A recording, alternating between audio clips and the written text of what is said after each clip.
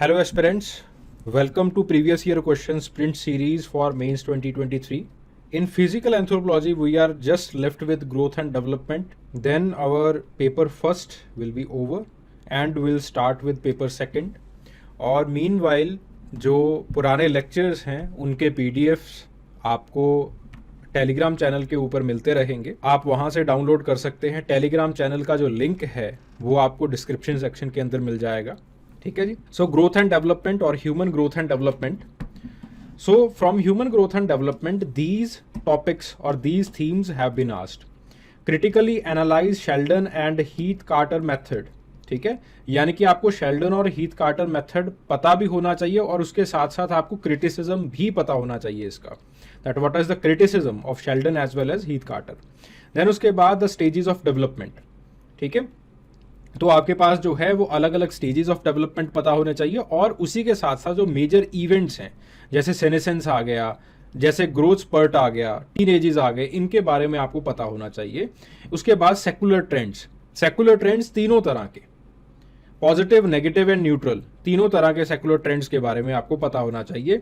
Different theories of ageing and methods to study human growth and their applications. ठीक है, आपके पास longitudinal method है, क्रॉस सेक्शनल स्टडीज हैं और वहां उनकी यूजेज कहां कहां पे हुई है वो आपको पता होना चाहिए।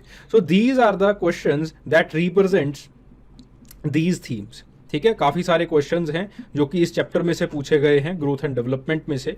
सो why Heath and Carter used anthropometric measurements instead of photographs. ठीक है, ये जो है वो आपको लिखना है और उसके बाद जो है हीथ एंड कार्टर का जो मेथड है वो आपको एलैबोरेट करना है। फिर उसके बाद critically evaluate the reasons for reduction in the age at menarche in human females over the successive generations.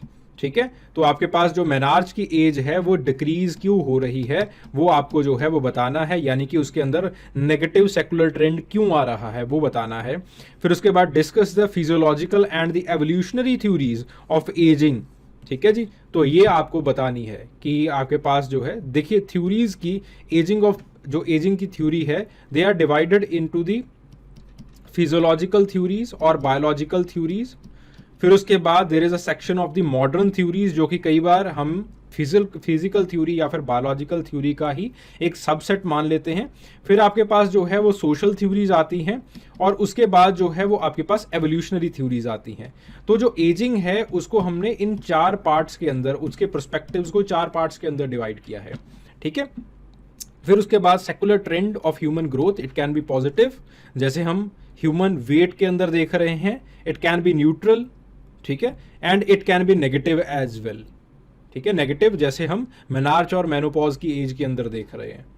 ठीक है जी, न्यूट्रल जैसे हम आपके पास न्यूट्रिशनल इनटेक के अंदर देख रहे हैं।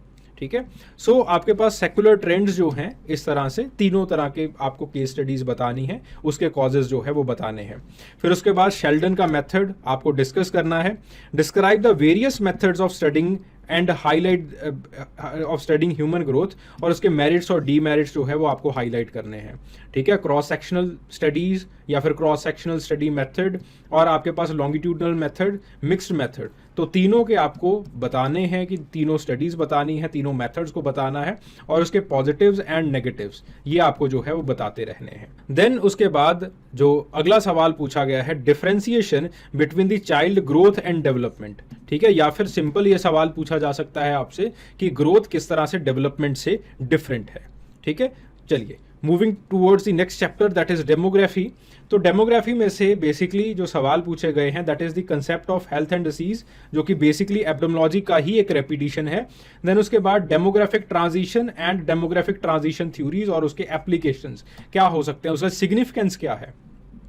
ठीक है, तो आपके पास देन उसके बाद what are the different biosocial factors that are influencing fertility, fecundity and mortality, इसके बारे में पता होना चाहिए। और मेनार्च और मेनोपॉज की एज ऊपर नीचे किस तरह से हो रही है, वही चीज का रेपिटेशन है।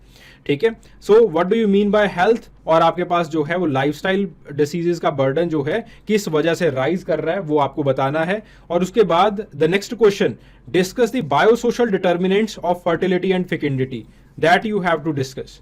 ठीक है, तो आपके पास कौन कौन सी ऐसी चीजें हैं, कौन कौन सी ऐसी सोशल डिटर्मिनेंट्स हैं या फिर सोशल फैक्टर्स हैं, कौन से ऐसे बायोलॉजिकल फैक्टर्स हैं जो कि फेकेंडिटी और फर्टिलिटी दोनों को, अब देखो इसके अंदर आप पहले फर्टिलिटी को फेकेंडिटी को अलग अलग करके डिस्कस नहीं करोगे। देयर आर कॉमन फैक्टर्स जो कि दोनों चीजों को, जो कि दोनों प्रोसेसेस को इन्फ्लुएंस करते हैं। तो प्लीज ऐसी बेवकूफ़ी मत किया कीजिए, ठीक है। तो सवाल को हमेशा होलिस्टिकली समझना है, होलिस्टिकली पढ़ना है। तो आपको फेकेंडिटी और फर्टिलिटी के जो बायो सोशल डिटर्मिनेंट्स हैं वो लिखने हैं। देन उसके बाद discuss the relevance of menarche, menopause and other biological events to fertility, ठीक है। रेलेवेंस क्या है, सोशल रेलेवेंस क्या है, कल्चरल रेलेवेंस क्या है, बायोलॉजिकल रेलेवेंस क्या है, तीनों चीजों के बारे में जो है वो आपको लिखना है।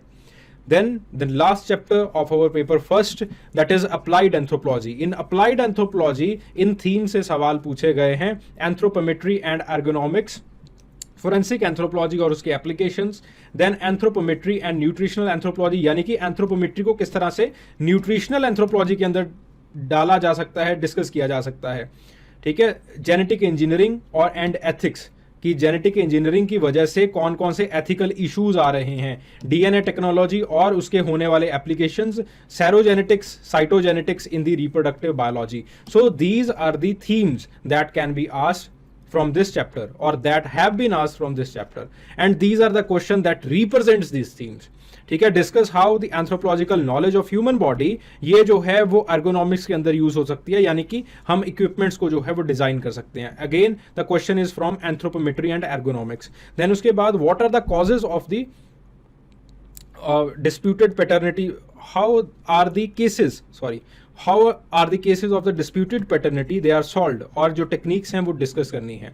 तो इसके अंदर जो डीएनए टेक्नोलॉजी वाली टेक्निक्स हैं वो भी आप डिस्कस करोगे। बच्चे सिर्फ एबीओ ब्लड ग्रुप डिस्कस करते हैं, लेकिन उसी के साथ साथ जो डीएनए फिंगरप्रिंटिंग है या फिर डीएनए टेक है वो भी आपको इसके अंदर डिस्कस करना है। फिर उसके बाद क्या क्या एथिकल कंसर्न्स आ रहे हैं जेनेटिक इंजीनियरिंग की वजह से, वो आपको डिस्कस करना है। देन उसके बाद right a short note on the forensic anthropology.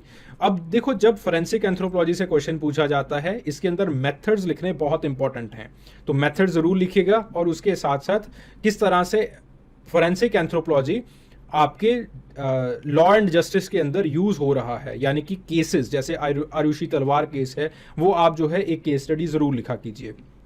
Then उसके बाद न्यूट्रिशनल एंथ्रोपोलॉजी, इसके ऊपर शॉर्ट नोट लिखना है। Then this question evaluate the role of serogenics and cytogenics in reproductive biology, ठीक है, कि आपके पास जो है वो हार्मोन्स का क्या रोल रहता है रिप्रोडक्शन के अंदर, और उसी के साथ साथ जो आपके पास क्रोमोसोम्स हैं और आपके जीन्स हैं उनका क्या रोल रहता है रिप्रोडक्शन के अंदर, that you have to evaluate, ठीक है जी। So these are the questions that represent these themes, और इनके साइनॉप्सिस जो है वो आपको टेलीग्राम चैनल के ऊपर मिल जाएंगे, तो इनको सॉल्व कीजिए इन सवालों को। चलिए, I hope this video it was crisp and clear for you, it added certain knowledge in your existing domain. चलिए, thank you very much, hope you have enjoyed it, thank you.